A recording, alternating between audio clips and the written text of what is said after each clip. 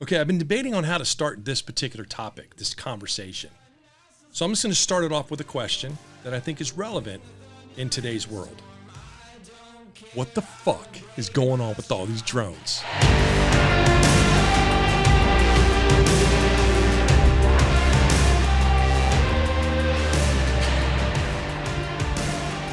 All right, so okay, look. I'm of the opinion. Have you ever heard of Cliff High? If you haven't, he is the developer of something called the WebBot project. Cliff High and George Ure they created this algorithm. He created a predictability model, and I've been following him for a few years, and it's really interesting. He hasn't been right on everything about his take on things, but what he does is he presents a set of alternative facts, really, that haven't really met mainstream, but they end up kind of evolving into what he stated months before. An example is these drones that are flying around. Cliff High came out and talked about a specific element. I'm going to share it with you in just a moment so you understand what I'm talking about. But he came out and said after the election or before the election and Donald Trump would have these events, then 39 days later, roughly 39 days later, then we would start seeing these drones. And it was all part of like a script. So I'm going to play it for you, and then I'm going to talk a little bit about it and tell you what my thoughts are. So check it out. Again, this is Cliff High. We have a temporal marker that originally showed up in the podcast thing in 2009. Okay, in 2009 it started shaping up as a temporal marker that would be almost impossible to miss should it ever arise. Okay, and that this temporal marker was going to be as I couldn't get a word big enough, and Dick Allgaier reminded me in the interview. That it was going to be basically iconic, and that's what it is. Okay, so the temporal marker that we're discussing here is a Rogan-Trump interview, right? Or Trump being interviewed by Rogan, or discussion, or however we want to talk about it, right?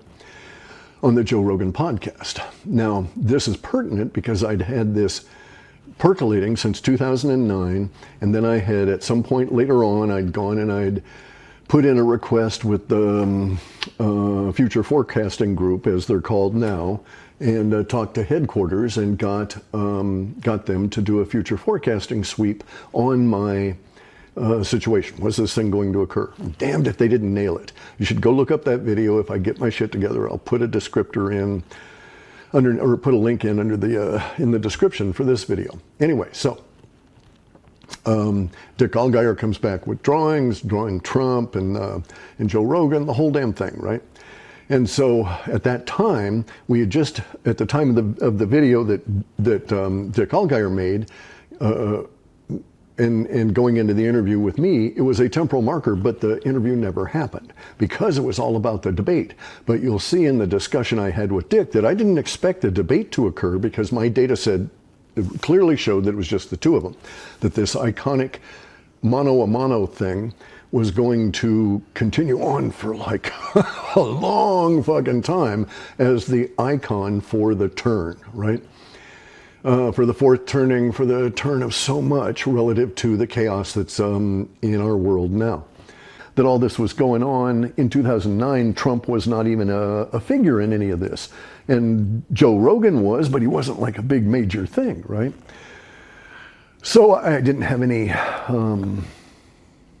hooks and any personalities involved. It was just two cutouts, just two placeholders, two variables for me. You know, what turned out to be a podcaster and a president of the United States that were just going to blow the whole thing wide open. The reason that this is the case is because that TM had a lot to do with the UFO discussion, right? And the secret technology and all of this kind of shit. That's why in the data sets, it became such a standout, such a iconic temporal marker, was because it appears just ahead of sci-fi world starting to manifest. I was prompted to get hold of Dick Allgaier as like sort of a sanity check on what I was seeing. Anyway, and so we had this situation within the data in 2009 that had been reinforced over the years from 2009 through to 2015 that said that 39 days after this TM took place, we would have and this is where Igor and I did our fighting, we would have this visible contention that would dissolve into a melee. And at the time, and even in our even in our conversations here recently, he wanted to say, and I'll title this way in honor of Igor here, but he wanted to say that it was 39 days to melee, which is a catchy phrase. Okay, it'd be a nice title for a book or something. But in my opinion, it's not quite accurate, right? Because we don't know what the distance is between the organized visible contention that then degrades into the melee. That might be months for all we know. But what we do have some justification for suggesting is that there will be 39 days between the temporal marker of the Trump interview and the appearance of this visible contention. And we're not talking, people taking on migrant gangs that are taking over apartment buildings. That kind of visible contention may well be in there, but the stuff that had been motivating me to get hold of Dick Allgaier was the visible contention between space aliens. Okay, so, or whatever, right? Alien reproduction vehicles or whatever the hell. Who knows what's going on? Because we can't validate any of it at this point, right? But the data set said that 39 days after this temporal marker, giant, huge, iconic temporal marker, to be honest, I never thought I would live to actually see it occur. In the interview with Dick Allgaier, I was, had just gone through the cancer process and was hanging on and entering into the recovery period, right? And so that took 2019, 2020, 21, and about half of 22. Then I was fit enough to go on to this next phase, which was the rebuilding of my fighting frame by way of building an Aiki body, they call it. You have to go and understand Shinshin Soitsu Aikido, Tohei Sensei, O Sensei, Ueshiba, O Sensei, and the techniques, okay? But you can recover from cancer, and I'm 71 now, and I'm able to rebuild muscle mass, right? It is tedious, it is work. So it's not like it's a pill or anything. It doesn't work that way. But in any event, so I did all of this, right? In this intervening period of time here. Okay, so now we have this temporal marker appearing, but at the time that Dick and I were doing that interview, I knew it would occur, but I honestly, 2019, I wasn't sure I was going to survive, right? I was hopeful that there wouldn't be any more crises, but you just never can tell, right? Anyway, though, it was pleasing to have lived at least that long that I saw the linguistics about that temporal marker appear in the media. Now we've got that same set of linguistics again, and apparently we have confirmation that the interview will take place, and therefore we'll have it as a temporal marker itself. And so that sets going a sort of a timer. Bear in mind what I was telling you about how we get these times, right? It's software adding up all of this shit based on all these words, and we're constantly wrong to some great degree. And it varies based on the size of the set, the amount of processing it takes, and yada, yada, yada. So it's not like any kind of guaranteed date or anything, right? It is just, I am alluding to the possibility that there's a short period of time between barely over a month between the temporal marker and the visible contention that will appear in the skies that from the descriptors we had back in 2009 will go to the idea of UFO versus UFO and UFO versus jets. Okay, so like sort of very complex kind of Independence Day kind of shit, right? Nobody will know who the hell is doing what with whom. Now, okay, so you think that's unlikely and so on, as do I. All this shit's always unlikely until it happens. possible, not probable, right? So anyway, now we have a strange thing where there's swarms of 20-foot drones flying around military bases. So unknown. Nobody knows who owns these drones, who's controlling them. At least they're not telling us guys. I would suspect that the military would be freaking out if they can't see the signals that are directing those drones, and those drones are Kavas. Okay, so the reason why I wanted to share this and talk a little bit about this is because there's a lot of stuff going on, and we are not privy to all of this information. Now, I believe that our government knows exactly what's happening. I believe it's probably a scripted response to a number of factors that are happening in today's world. That's just my opinion, but it would align with other things that I've seen. And let me go into a little bit of detail.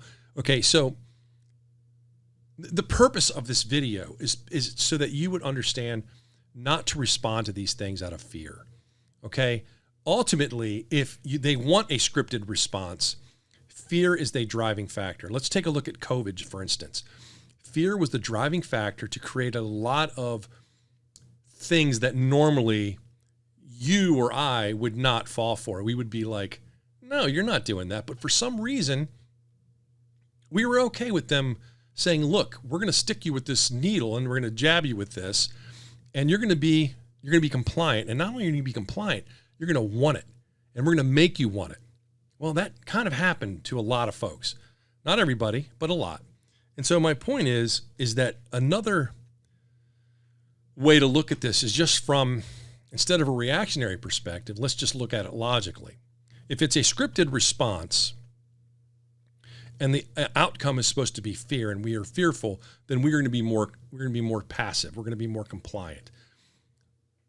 I'm suggesting that what we're seeing is probably part of some sort of plan, and the plan is to get a reaction from folks. I don't think, just based on what we've seen in the news, what the government's response has been, I believe they clearly know what's going on. What I have seen in a lot of the videos, I've seen some videos that I question are they're unbelievable, right? You look at them and say, well, how is that possible? I don't know. I've also seen other videos that have been kind of injected into the narrative that clearly have been manipulated or have been created using visual effects. There's stuff that I can do and I can make you think that this stuff is real. I've seen those, but I've also seen stuff I can't explain. But the majority of the things I've seen are explainable. I can look at it and say, okay, well, these have navigation lights. These are not moving in crazy ways. There is you're going to get a mix of all of it together. And so it's going to leave you probably with a lot of questions, like the opening question, like, what is going on? What the fuck's happening with these drones? Well, I can't really answer that, but what I can suggest is take some time and look at things logically, look at them critically. Don't respond out of fear. Walk through the process, let the information flow in, seek information, ask questions. Don't react in a way that's going to make you feel negative about what's happening in the world. I'm of the opinion that this is not just a scripted response. I think it's a planned response. I think that based on what we saw in November, the far left, it doesn't matter what political side you're on. I found it ironic and weird that the left was oddly quiet after Trump won the election. Not everybody, but just in general, I just had a sense that we weren't seeing certain things happen. And I was curious about that. I was kind of waiting for something to kind of happen. And so this is not a shocker to me. I think it's kind of part of a larger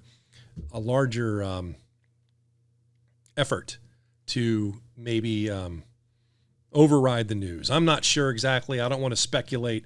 I'm going to let them, as it happens, I'm going to process the information, which is what I'm here to tell you that I think you should do, is just as it happens, process the information. Don't read too much into anything that's happening. Don't look at it through a lens of fear, but look at it through a critical lens. And hopefully at the end of the day, most of this stuff will be exposed, or it will come to light about what exactly is happening, what has happened. But in that process, I think it's probably a good idea in general, to have some cash on hand if you can afford it, a couple $100, cash, smaller bills, smaller denominations, some food and some canned goods, some batteries, some electricity. Not so much generators, but if you have a generator, that's a good thing. Just think through it, because if something goes down and people start to panic, we saw what happened the day that they shut everything down for COVID. People were freaking out, running to the grocery store and buying up all the toilet paper. I don't understand that. I still don't understand that, but it's something was going on there. It's bound to happen again if we're not careful, if we're not cautious, if we're not thinking through this process. So all I'm suggesting is that if the tool here is going to be fear, more stuff's going to happen, and you're going to have to be prepared for it. And when you are prepared for it, you won't be as freaked out when you see it. I think that there is a very important film that people should watch. It's called The Cosmic Hoax by Dr. Greer. Look, there were certain levels of conspiracy, right? Conspiracy theory, but not all conspiracy is theory. Not all theories are conspiracies. There is an ongoing effort to use the term conspiracy theory to devalue or to remove critical thought from a conversation. If you can say, oh, that guy's just a conspiracy theorist, well, then you just dismiss what I'm saying, right? But if you don't use the term, then maybe you might listen just a little bit more. My point is that don't just default to the conspiracy theorist element. There are things happening that are no longer theory. Whether or not it's a conspiracy is still yet to be seen. But there are things that have just happened in this week that were once people were called conspiracy theorists about just January 6th. And then we just got a report yesterday, got a report today. Today's December 17th. The report dropped today that apparently there was a lot of collusion going on the January 6th committee. And they're now being probed in criminal charges. So back then there was a conspiracy theory, just even talk about it. Let the information play out. Try not to come to a conclusion based on less than all the facts. Don't sit in silent protest. Most of all, don't just default to a conspiracy theory without really looking at all the elements, right? So you have to maneuver through these things. There is, with The Cosmic Hoax, I think is a very intriguing film. It'll make you think. You may just dismiss it, and that's fine. But it hopefully will make you think a little more critically. And then when we put all the pieces together, we'll find out where we're at. We got a lot of things happening in the next couple of weeks. Christmas is coming up. We've got the inauguration coming up in January. A lot of players have talked about what they're going to do. They're talking about preemptive pardons. So if all this stuff is coming out, there's probably something more to it. That's all I'm going to say. That's all I'm going to say about that topic. You can use your own imagination, start doing some digging. I just wish everyone a wonderful Christmas, and don't freak out. Just take it easy, drink some water, relax. It'll all come as it comes. You have a little bit of preparation, just be prepared, and then as it unfolds, we'll start figuring out what's going on. So until then, take it easy, and hope you have a wonderful Christmas. Take care. See ya. Bye. Take my stride.